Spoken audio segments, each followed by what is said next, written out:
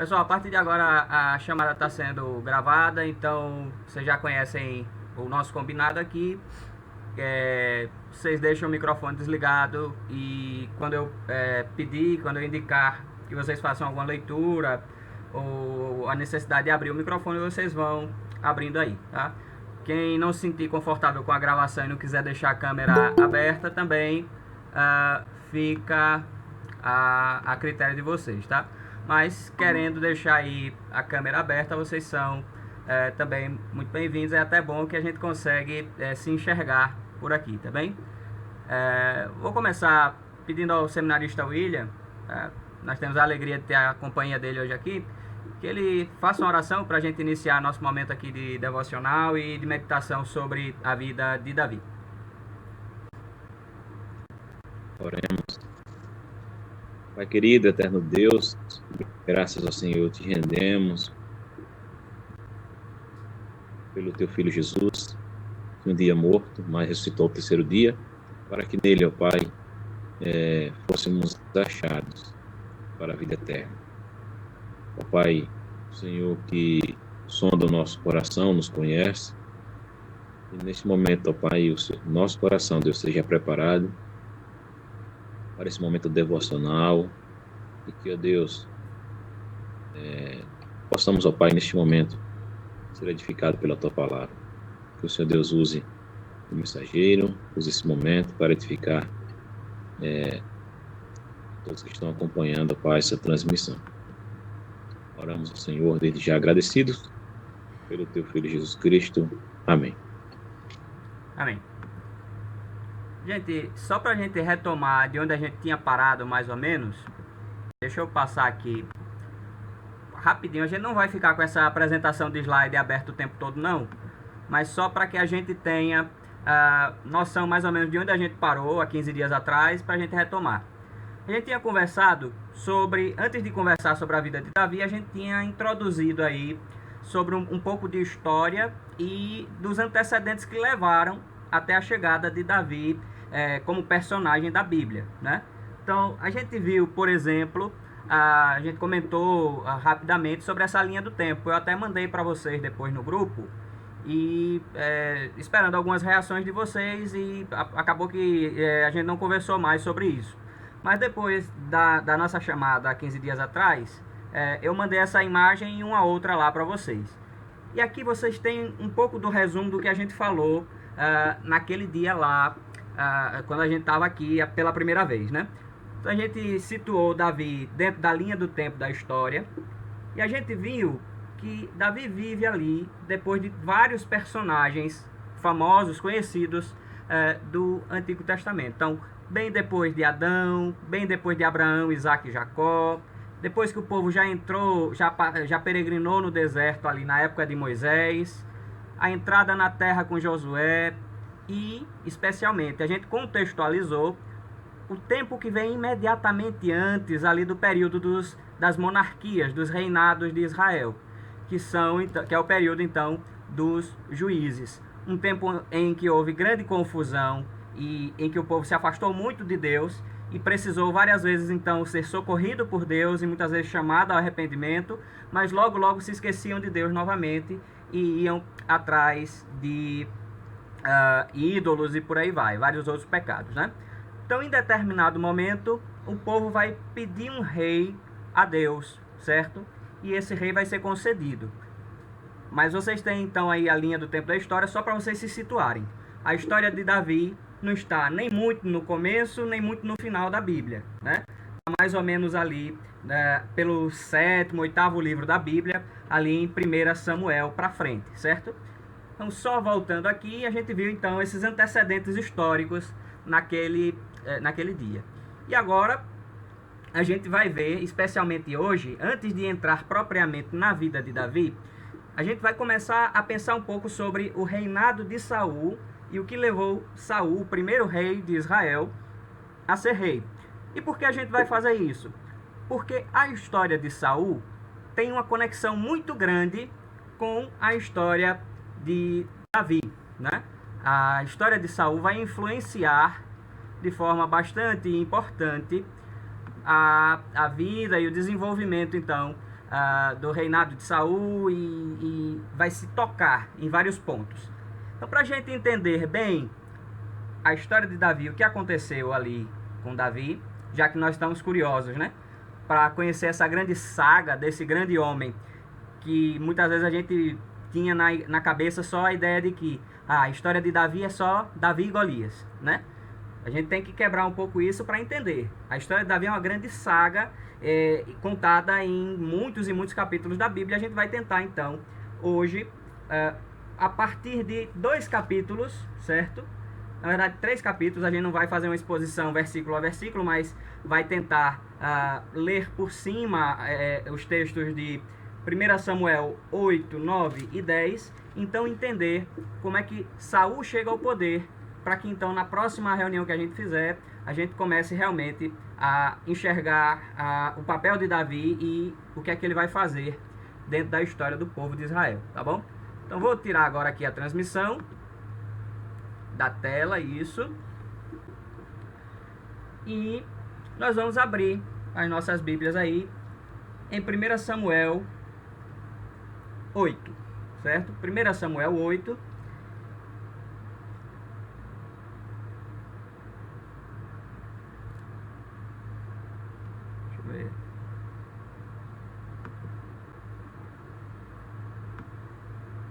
Tem aqui o Ícaro, daqui de Propriar, né? Ícaro, você tá conseguindo abrir o microfone? Você tá sozinho? Tá com o Lucas aí também? Ou tá só você? Só para eu ter uma ideia de quantas pessoas temos aqui. 1 Samuel 8, certo? Isso, Pedro. Certo, Ícaro, obrigado. Pronto, tem Ícaro aí. Tem Pedro 1 e Pedro 2, como a gente acostumou chamar, né? Então, beleza. Então, vamos fazer a leitura aí de 1 Samuel 8. Eu vou fazer a leitura aqui um pouco mais acelerada. E a partir do momento que eu for precisando pausar para pontuar, eu vou fazendo isso, certo? Vejam só. Tendo Samuel envelhecido, constituiu seus filhos por juízes sobre Israel. O primogênito chamava-se Joel, e o segundo Abias, e foram juízes em Berseba. Porém, seus filhos não andaram pelo caminho dele. Antes se inclinaram à avareza, e aceitaram suborno, e perverteram o direito. Então, os anciãos todos de Israel se congregaram, e vieram a Samuel a Ramá, e lhe disseram: Vê, já está velho, já estás velho, e teus filhos não andam pelos teus caminhos. Constitui-nos, pois, agora um rei sobre nós, para que nos governe, como o tem todas as nações. Então vejam só. O período dos reis, o que a gente chama de monarquia em Israel, ele vai começar depois que Samuel, que é o último dos juízes, daquele período lá de 500 anos que eu comentei com vocês, em que o povo não tinha rei, não tinha nenhuma liderança fixa.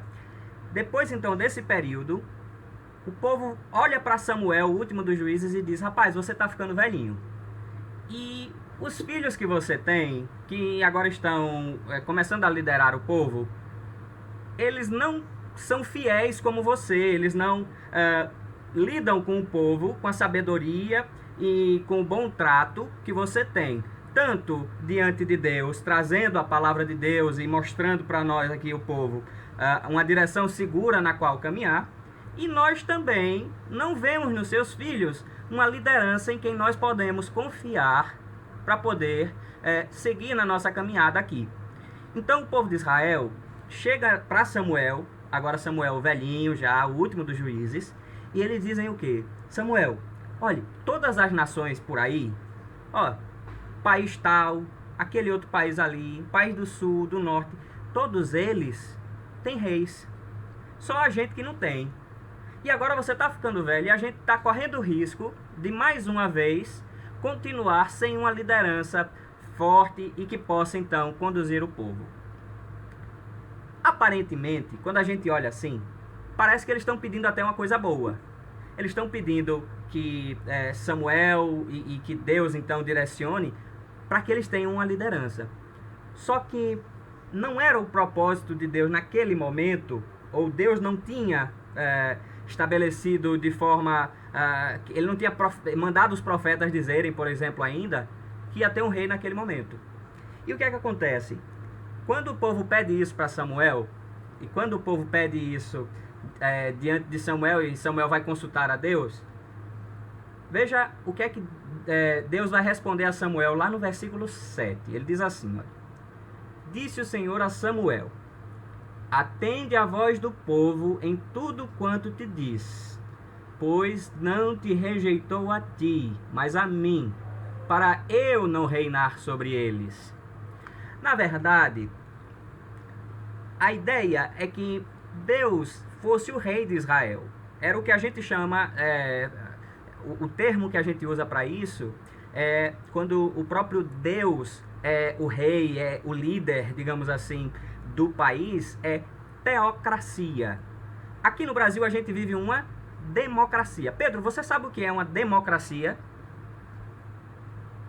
Pedro 1, né? Pode ser? Depois eu... Vai lá, Pedro 1. Você sabe o que é uma democracia, Pedro? É quando a liderança é escolhida pela maioria das pessoas, né? Perfeito. Quando o povo escolhe o líder, né? E uma teocracia aí, Ícaro? Você sabe me dizer?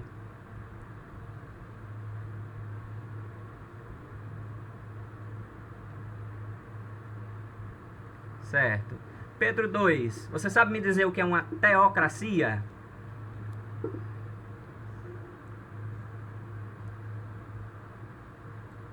Pedro, tá me ouvindo ou não? Tô ouvindo. Ah, beleza. Sabe responder o que é uma teocracia, Pedro? Eu acho que sei, mas não lembro. Diga com suas palavras, do seu jeito, não tem problema não.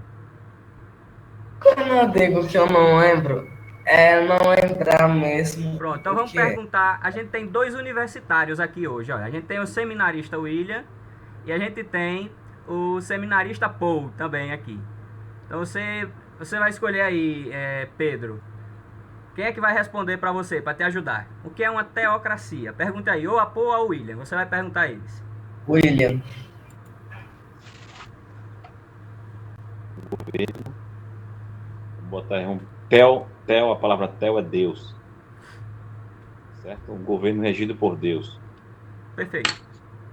Vejam, a ideia de Deus, o plano que Deus tinha, e Deus amava muito o povo de Israel e sempre foi compassivo, e durante aqueles 500 anos, como eu disse a vocês, dos juízes, Deus sempre mandava libertação e consolo para aquele povo quando eles eram oprimidos, e chamava de volta para que eles adorassem o verdadeiro Deus e não vivessem na idolatria.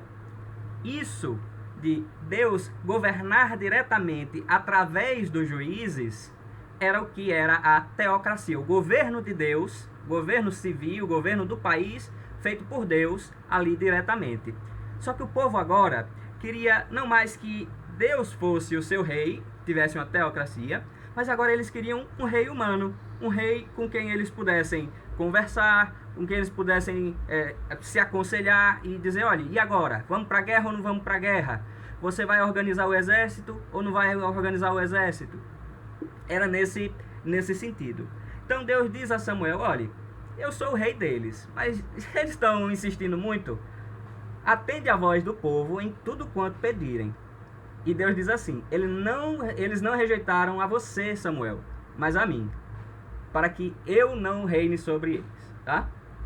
Então vejam, depois disso, o que é que vai acontecer? O próprio Deus vai dizer, vai explicar qual é o direito que os reis devem ter.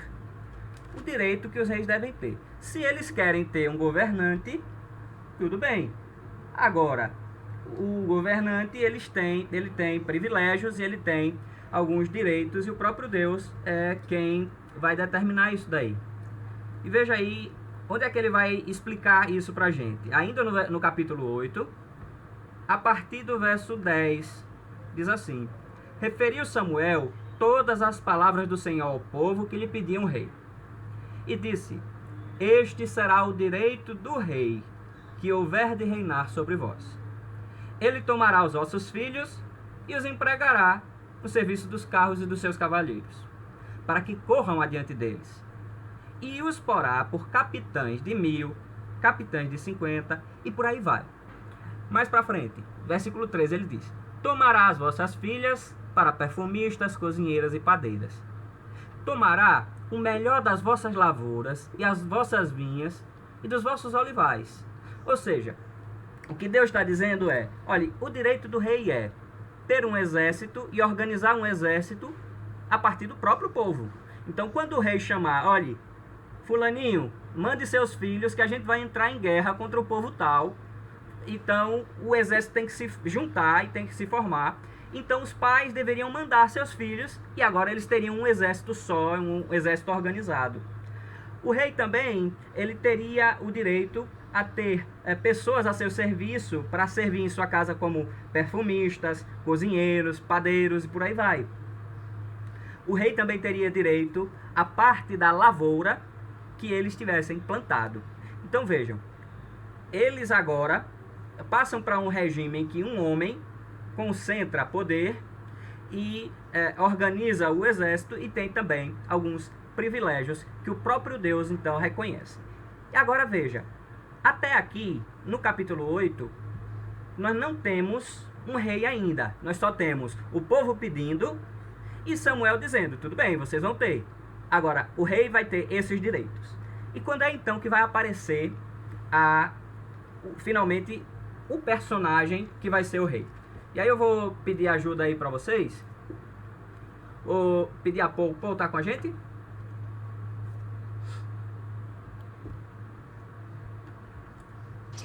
Tô sim. Beleza. Então, se você puder, irmão, comece a ler aí o capítulo 9. E aí, quando eu precisar, eu interrompo você. Pera aí, cara, que eu tô com a mão molhada, eu tô lavando louça aqui. Ah, tranquilo então. Eu peço para o Pedro 1 começar aqui e depois eu te escalo para o próximo capítulo. Capítulo 9, né? Isso, Pedro. Havia um homem de Benjamim, cujo nome era Quis, filho de Abiel, filho de Zeró, filho de Becorate, filho de Afias, benjamita, homem de bens.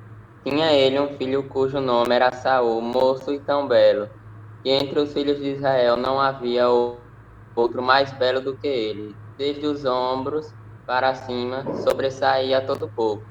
Pronto, Pedro. Extraviaram-se. Para um pouquinho aqui Tá pra bom. gente. Veja só.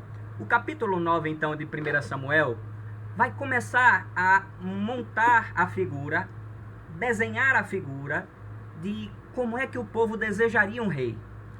E aí ele começa a contar a história, então, e enumerar a família de um certo homem da tribo de Benjamim, chamado Quis, e ele vai chegar até o filho de Quis, que é Saul. E eu quero que vocês prestem atenção no versículo 2, porque no versículo 2 ele vai falar várias características desse homem chamado Saul.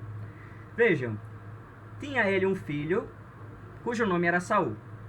Saul era filho de Quis. Isso é uma informação que vocês... Certo, William? Vai em paz, meu irmão. Obrigado por sua presença aqui. Vejam só. Saul, aqui, é colocado como filho de Quis. É uma coisa que eu quero que vocês guardem, porque mais na frente, se a gente for fazer, por exemplo, um jogo de perguntas e respostas, muito provavelmente vai ter pergunta desse tipo. Como é o nome do pai de Davi? Como é o nome do pai de Saul? Eu já estou dando as dicas aqui para vocês já irem se ligando para vocês, para a equipe de vocês ganharem lá na frente, tá? A gincana que a gente vai fazer. Aí veja. Então, Saul, filho de Quis. Mas qual é a característica que aparece aí no versículo 2 sobre Saul? Vamos ver aí se você identifica aí, Caru. O que é que o versículo 2 diz que Saul era?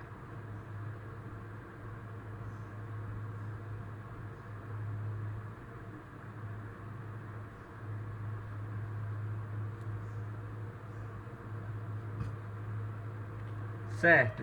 Diz que Saul era bonito. E diz mais o quê? Além de bonito.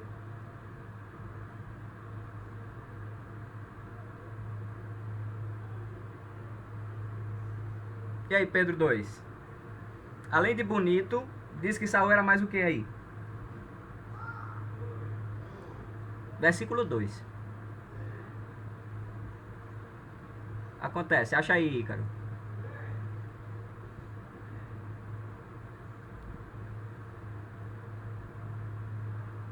Quer ler de novo pra A gente? única coisa que eu acho que tem no capítulo 2 é que Saul era bonito e dos filhos aí só tinha. Ele era o mais bonito. Não tinha nenhum que Além de igualasse a bonito, ele. ele Só era achei o mais isso. bonito, não é assim? Ele era muito bonito, não é assim? Mas tem uma terceira coisa que o versículo diz também. Tá aí no finalzinho. Pedro 1, veja aí se você identifica.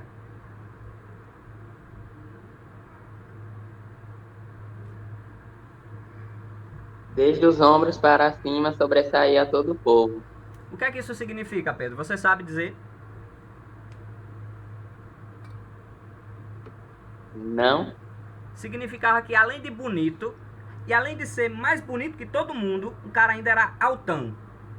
Ele era um homem de porte alto, forte, né? Ele chamava atenção quando as pessoas olhavam, rapaz, que rapaz bonito e forte. Ele era um homem de porte militar, certo? Então vejam, na cabeça das pessoas, e se eu perguntar a vocês, vocês certamente, quando você fecha o olho assim, imagina como é que um rei deve ser. Você deve imaginar mais ou menos uma pessoa muito bonita, com aquelas roupas muito arrumadas, né? Com aquele trono, com aquelas coisas cheias de ouro. Pensa mais ou menos alguma coisa assim. Saul era um cara bem bonito e que quando passava as pessoas olhavam, né? As pessoas notavam. Ou porque sentiam a necessidade de ter uma referência de alguém valente, de alguém corajoso. Saul aparentemente, quando se olhava para ele, era uma pessoa que inspirava isso daí.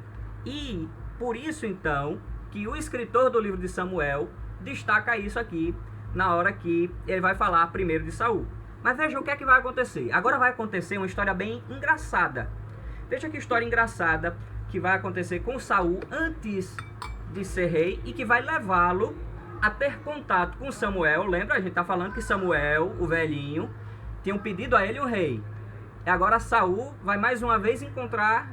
Agora Saul vai encontrar com Samuel. Primeiro então falou da beleza e da altura de Saul. E daqui a pouco então, depois de uma história engraçada, ele vai encontrar com Samuel. Vamos ver aí.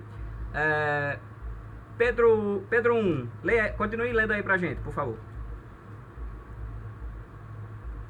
Versículo 3 para frente. Extraviaram-se as jumentas. Extraviaram-se as jumentas de Quis, pai de Saul. Disse que quis a Saul seu filho. Toma agora contigo um dos moços. Dispõe-te e vai procurar as jumentas. Então, atravessando a região montanhosa de Efraim e a terra de Salissa, não os acharam. Depois passaram a terra de Salim, porém elas não estavam ali. Passaram ainda a terra de Benjamim, todavia não as acharam. Certo, até aí. Indo eles, então... Veja que coisa... Não sei se vocês têm... Aí em Poço Redondo, talvez. Se o pai de vocês já criou, por exemplo, cabra, cabrito, alguma coisa assim, Pedro. Eu sei que ele criava galinha na época que eu fui aí, mas animais maiores, vocês sabem dizer se ele já criou ou não? Não. Não, né? Imagine mais ou menos assim. Imagine que seu pai tivesse, sei lá, um jumentinho, um cavalo, um cabrito, e ele saísse por aí perambulando e se perdesse. Foi mais ou menos isso que aconteceu aqui com Saul. Um jumento da casa dele, que era usado provavelmente no trabalho do campo, talvez para ir em pequenos deslocamentos entre um lugar e outro, se perdeu, se extraviou. A palavra extraviar significa isso, se perder. Perder de vista, não sei, ninguém dá conta. E o que acontece é que Saul, aquele homem muito bonito, muito alto, né, vai sair para procurar esse jeguinho que tinha fugido. E aí ele vai passar por várias cidades. Vejam que ele está indo por várias cidades aqui. Olha, então atravessando a região montanhosa primeiro, eles sobem a montanha e vão para Efraim. Depois, eles passam por uma cidade chamada Salissa. Depois ainda, isso tudo na terra de Benjamim. Depois eles vão para Zuf, E ainda em Zuf, acho que para por aí. Em Zuf, é dito aí no versículo 6. Porém, ele disse: nesta cidade há um homem de Deus e é muito estimado. Tudo quanto ele diz sucede. Vamos-nos agora lá mostrar-nos á porventura o caminho que devemos seguir. Veja qual é a ideia de Saul. Bom, eu já caminhei várias cidades. Fui por Salissa, passei pelas montanhas de Benjamim, fui por Salissa, agora estou em Zuf. Eu sei que aqui tem um homem que é considerado homem de Deus, que é considerado profeta. Eu vou até ele e vou tentar fazer o quê? Vou tentar perguntar a ele, olha, o senhor poderia consultar ao Senhor, o senhor poderia me dar, o senhor tem alguma revelação que pudesse me ajudar a encontrar essa jumentinha, porque ela é muito útil no trabalho de minha casa. Então vejam, até aqui, Saul é apenas um homem normal, muito bonito e muito alto. E que vai então, para poder encontrar um jumentinho, até a cidade de Zuf. Na cidade de Zuf, ele vai encontrar então com esse homem sábio e muito estimado naquela cidade. Versículo 10 diz assim: então Saul disse ao moço... Não, mais para baixo um pouquinho.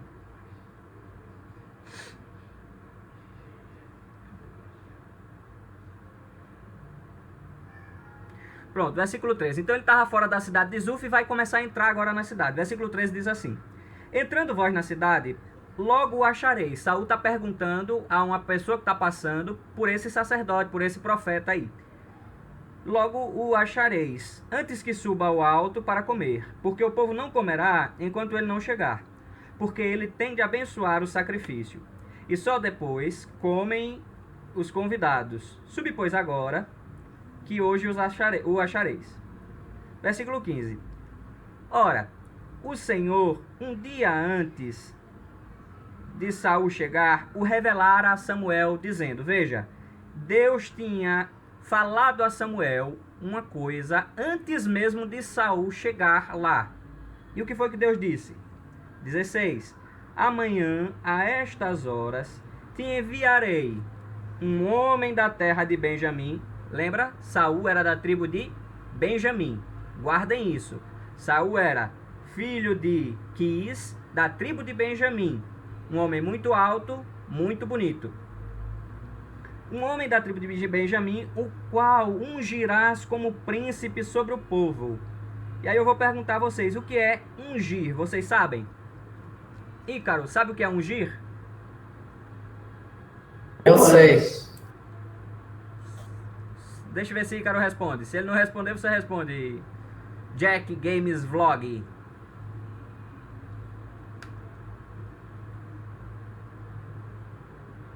E aí?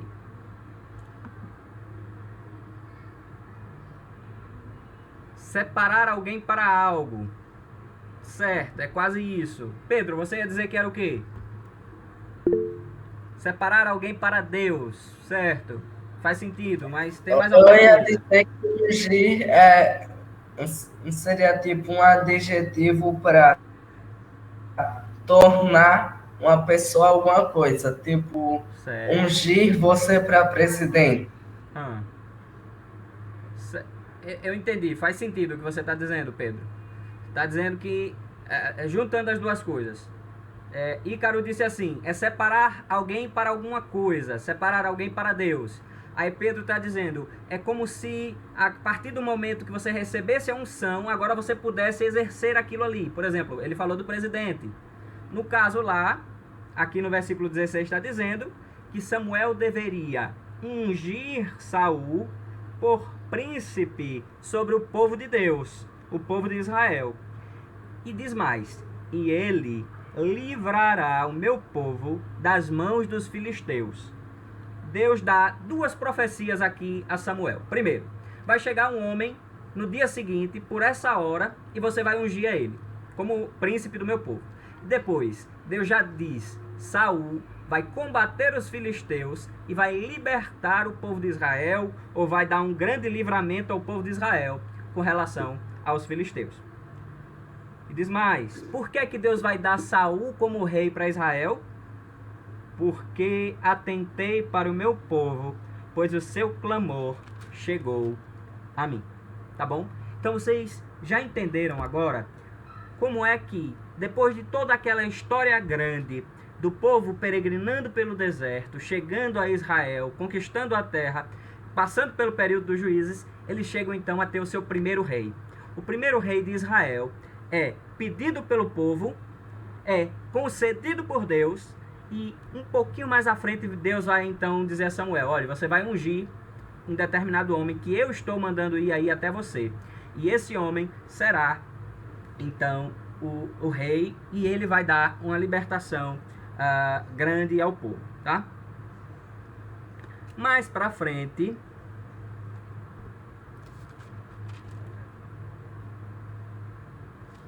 versículo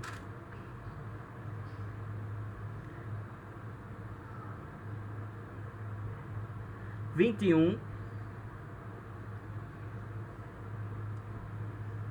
Vamos no 20 primeiro. Diz assim: Samuel, já conversando agora com Saul, vai dizer assim, ó: quanto às jumentas que há 3 dias se te perderam, não se preocupe o teu coração com elas, porque já se encontraram, e para quem está reservado tudo que é precioso em Israel? Não é para ti e para toda a casa de teu pai? Então respondeu Saul e disse: porventura não sou benjamita, da menor das tribos de Israel? E a minha família, a menor de todas as tribos de Benjamim? Por que, pois, me falas com tais palavras? Então respondeu Samuel,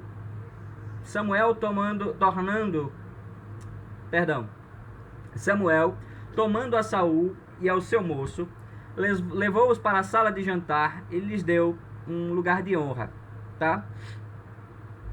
Vamos para a parte da unção.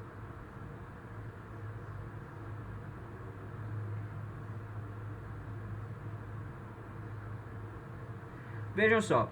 Então esse é o primeiro contato que Saul e Samuel vão ter. É o primeira vez que Samuel e Saul vão se encontrar. Pouco depois então do povo ter pedido rei a Deus e Deus ter dito a Samuel que ele daria um rei, eles se encontram pela primeira vez. E por que foi que eles se encontraram? Porque Deus tinha permitido que as jumentas de Quis, o pai de Saul, tivesse se perdido. Saul tivesse ido buscar essas jumentas, não tivessem achado, e procurou então Samuel, o profeta. Ao se encontrarem, Samuel diz a ele: olha, Deus me revelou que você vai ser o rei. Mas aqui no capítulo 9, vocês ainda não têm um rei ungido. Você só tem Deus prometendo, Deus avisando, mas ainda não temos um rei no capítulo 9. Onde é que nós vamos ter finalmente um rei? Apenas no capítulo 10 de 1 Samuel. Se vocês lerem aí na Bíblia de vocês, nos títulos em negrito, tá assim, ó: Samuel unge Saul, rei de Israel, Saul entre os profetas e Saul escolhido rei. Isso tudo no capítulo 10. E então, no capítulo 10, nós vamos ter de verdade um momento em que nós vamos ter primeiro um rei sobre Israel, tá bom? Vamos ler aí um pouquinho do capítulo 10? Deixa eu ver aí, Caro. Lê aí pra gente o comecinho até o versículo 5. Capítulo 10, 1 a 5.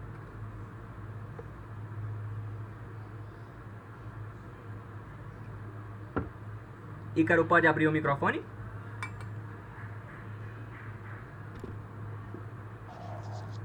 Posso. Obrigado. É 10, né? Samuel 10, Isso, né? 1 Samuel 10, 1 a 5. Samuel apanhou um jarro de óleo, derramou sobre a cabeça de Saul e o beijou, dizendo: o Senhor o ungiu como líder da herança dele. Hoje, quando você partir, encontrará 2 homens perto do túmulo de Raquel, em Zelza, na fronteira de Benjamim. Eles lhe dirão: as jumentas que você foi procurar já foram encontradas. Agora seu pai deixou de se importar com elas e está preocupado com vocês. Ele está perguntando como encontrarei meu filho. Então dali você prosseguirá para o carvalho de Tabor. 3 homens viram subindo ao santuário de Deus em Betel e encontrarão você ali. Um estará levando 3 cabritos, outro 3 pães, e outro uma vasilha de couro cheia de vinho. Eles o cumprimentaram e lhe oferecerão 2 pães, que você deve aceitar. O 5.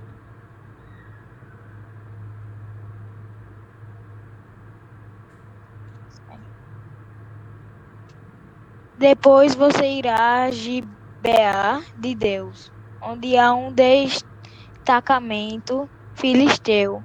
Ao chegar à cidade, você encontrará um grupo de profetas que virão descendo do altar do monte tocando liras, tamborins, flautas e harpas, e eles estarão profetizando. Pronto. Então vejam. Depois daquela primeira conversa de Saul com Samuel, Samuel vai tranquilizar a Saul, dizendo: olha, as jumentas de seu pai que tinham se perdido já foram achadas, e agora seu pai está preocupado com você, porque você já saiu de casa faz 3 dias. Mas Samuel, mais uma vez, vai começar aqui a fazer algumas profecias, mas não vai ainda ungir Saul rei. Mas essas profecias são interessantes, porque para que elas servem na vida de Saul?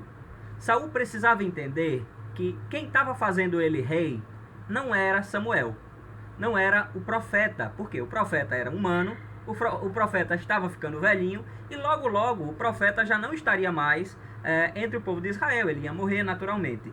Mas Saul precisava conhecer a Deus e entender que o povo de Deus deveria sempre olhar para ele. Então, para isso, Deus permite e ordena que Samuel revele algumas profecias que Deus tinha dado a ele, né, sobre Saul. Por exemplo, primeiro ele revelou: Saul, você já era esperado desde ontem, Deus me avisou que você viria. Agora ele está dizendo: olha, seu pai está preocupado, a jumenta já foi achada. E mais, você vai caminhando e vai chegar até determinado lugar, e lá você vai encontrar tais e tais pessoas, e elas vão estar com tais e tais alimentos, e eles vão te oferecer.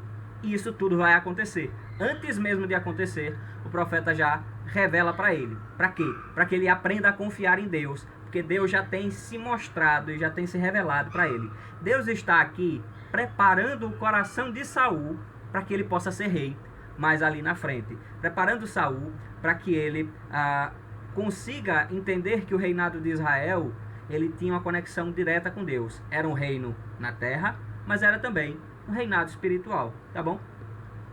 E aí, do versículo 9 ao 16, a gente não vai ler, até pra gente não se alongar muito, mas Saul vai ter uma experiência mística, uma experiência profunda com Deus, caminhando no caminho que Samuel tinha mandado ele ir. Ele se encontra com alguns profetas e ele então vai passar a profetizar. Ele próprio vai ser enchido por Deus, pelo Espírito de Deus, e ele vai profetizar. Vejam só no versículo 6.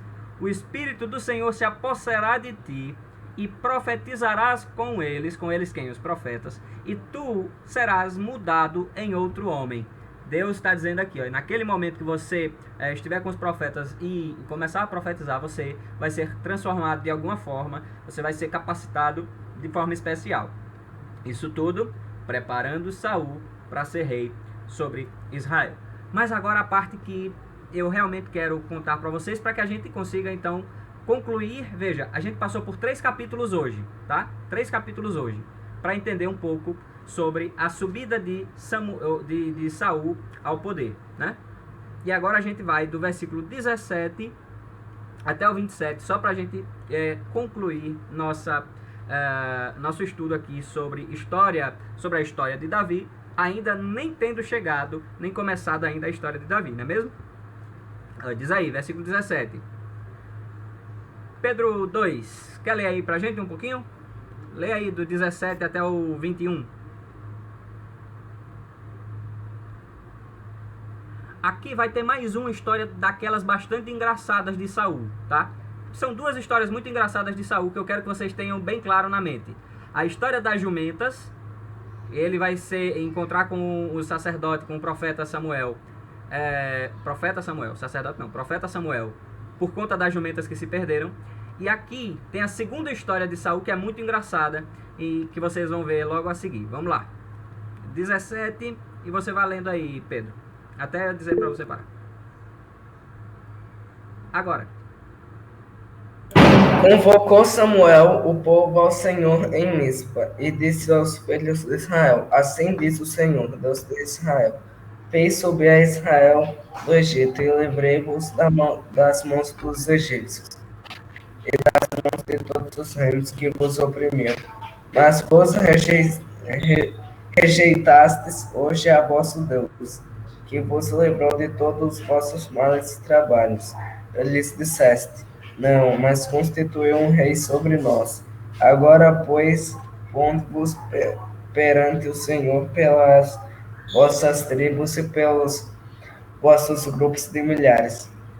Vá. Tendo Samuel feito chegar todas as tribos, foi indicada por sorte a de Benjamim.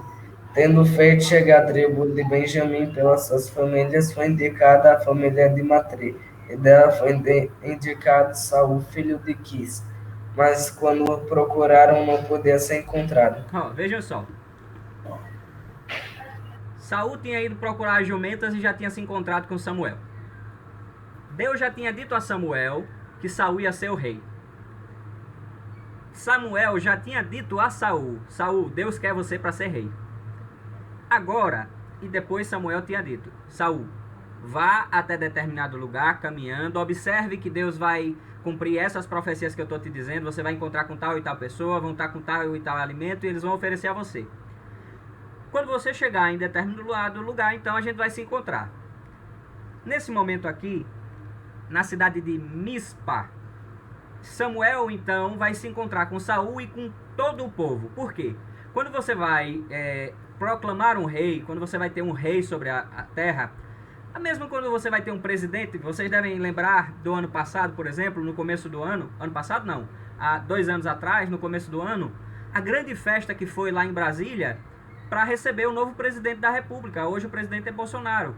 Mas antes dele, para receber a presidente que era Dilma, antes dela, para receber o presidente Lula, Fernando Henrique, toda vez que um líder chega ao poder, aqui no Brasil, por exemplo, a gente faz uma grande festa. Lá em Israel era mais ou menos assim também. Era a primeira vez que eles iam ter um rei. E o que é que eles fazem? Eles organizam uma grande festa e eles fazem chegar todas as tribos de Israel. São 12 tribos de Israel e, é bom lembrar, Saul era da tribo de Benjamim. Só que qual é a parte engraçada aqui dessa história? Na hora que eles começam a chamar tribo de Benjamim, família de Quis, Saul, cadê o cara? Foi o que Pedro leu aí no versículo 21. Mas quando procuraram, não podiam encontrar Saul. Sabe por quê? Porque Saul estava escondido. E ele estava escondido, sabe onde? Dentro de uns balaios, feito trouxa, né? Trouxa de roupa. Veja aí, versículo 22. Então tornaram a perguntar ao Senhor se aquele homem vier ali, Saul. Senhor, Saul está aqui com a gente, está aqui no meio desse povo todo reunido. Respondeu o Senhor: está escondido entre a bagagem. Vejam que palhaçada. Lembrem, Saul era um homem grande. Imagine como é que um homem grande cabe num balaio e o que é que um homem grande vai fazer dentro de um balaio, né? Ele foi então e se escondeu ali, porque provavelmente ele estava com vergonha, ele não estava acostumado a ser o centro das atenções, e quando você é rei, você se torna o centro das atenções, né? Mas Deus diz: olha, ele está escondido ali na bagagem, né? Versículo 23. Correram e o arrancaram dali, o tomaram dali. Estando ele no meio do povo, veja, estando ele no meio do povo, era o mais alto e sobressaía de todo o povo de ombro para cima. O cara era muito alto, ele era mais alto que todo mundo da cidade, digamos assim. Imagina, como é que esse cara não chamava a atenção? Se fosse para ter um tamanho estimado, eu chuto entre 2,10 m a 2,30 m. Não faz sentido, é alguma coisa assim. Era um cara altão. Tipo, uma comparação que a gente podia fazer para os nossos dias. Era tipo um jogador de basquete. Aqueles caras altões, né? Que jogam basquete. Era um cara grande. E imagine, um cara grande. Eu rio muito com isso. Pensar que um cara grande se escondeu dentro de um balaio para que a galera não visse ele, né? Então vejam. Ele era o mais alto e sobressaía todo mundo do ombro para cima. E aí, versículo 24. Então disse Samuel a todo o povo: vedes a quem o Senhor escolheu? Veja, Samuel diz assim: pessoal, vocês estão vendo quem foi que Deus escolheu? Pois em todo o povo não há nenhum semelhante a ele. Samuel elogia aqui a Saul. Olha, vocês estão vendo? Não tem ninguém parecido com esse cara. Esse cara é bonitão e é altão, né? Tá. Então todo o povo rompeu em gritos, exclamando: viva o rei, né? Em geral, nas monarquias, quando um rei é eleito, é colocado para governar, o povo faz esse tipo de grito: viva o rei, viva o rei. Aqui no Brasil, hoje em dia, eles fazem assim, né? Mito, mito, mito, né? Cada povo tem os seus gritos na hora de celebrar, né? Em outros presidentes, eles gritavam também, tinham outros gritos de guerra, né? Alguns gritavam que a esperança voltou lá quando Lula foi eleito, e por aí vai. Sempre vai ter quem gosta do rei, do presidente, do líder, e que vai, então, gritar coisas assim. Lá com Saul, eles gritaram: viva o rei. Declarou Samuel ao povo o direito do rei. Escreveu num livro e pôs perante o Senhor. Onde é pôr perante o Senhor? É pôr ali onde estava a tenda, o tabernáculo, né? Que era onde faziam o culto do Antigo Testamento, que era ali o sacrifício dos cordeiros e outros animais. Depois disso, então, depois dessa grande festa para proclamar o rei, despediu Samuel todo o povo, cada um para sua casa. Também Saul foi para casa, lá em Gibeá, né? A cidade dele, Gibeá. E foi com ele uma tropa de homens cujo coração Deus tocara. Todo rei precisa de uma tropa para proteger ele. Saul já sai dali de Mispa, onde ele é coroado rei, preparado com uma tropa, e volta então para casa. Então é isso, gente. Para a gente começar a pensar um pouco sobre a história de Saul, para que a gente entenda mais à frente a história de Davi, a gente tem esse rei, cara bonitão e altão, que é proclamado rei, que chegou a ser rei depois de perder umas jumentas, e depois um cara talvez tímido, que se escondeu no meio dos balaios. Mas ainda assim, vejam o que é que o profeta disse sobre ele: não há dentro do povo, não há ninguém semelhante a ele. Ele era uma pessoa distinta, né? Diferenciada, né? Esteticamente falando, pelos olhos humanos, ele era um homem diferenciado. Só que a gente vai ver nos próximos capítulos aqui de 1 Samuel, e aí eu já deixo o suspense para vocês, que esse rei, que todo mundo esperava muita coisa, porque vejam, ele era altão, fortão, bonitão, ele era tímido em um determinado momento, mas depois ele vai começar a se acostumar a ser rei. Mas esse rei vai cometer alguns desvios muito graves lá na frente. E esses desvios vão ter total conexão com a história de Davi, que é quem a gente quer estudar nas próximas lições que a gente tiver aqui, tá bom? Eu vou pedir a Pedro 1. Na verdade, antes disso, vocês têm alguma dúvida? Querem comentar mais alguma coisa?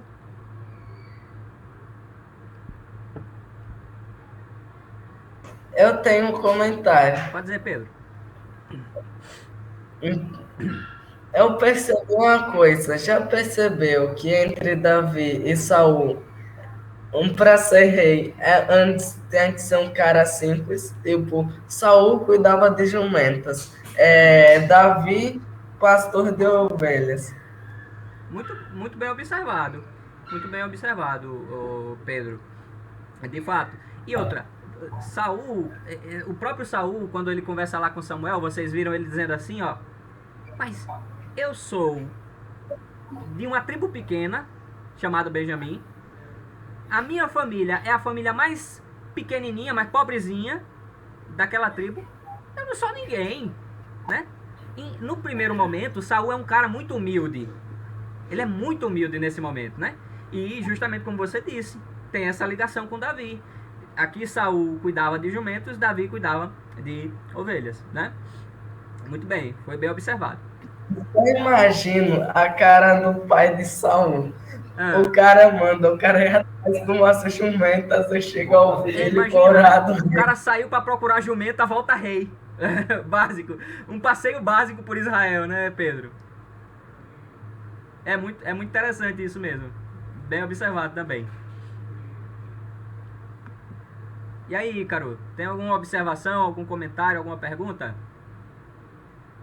Não. Valeu. Pedro 1, tem algum comentário, alguma observação? Não. Pronto, muito bem. Então, faça uma oração para a gente terminar aqui o nosso momento de estudo, Pedro. Eu ou outro? Você mesmo.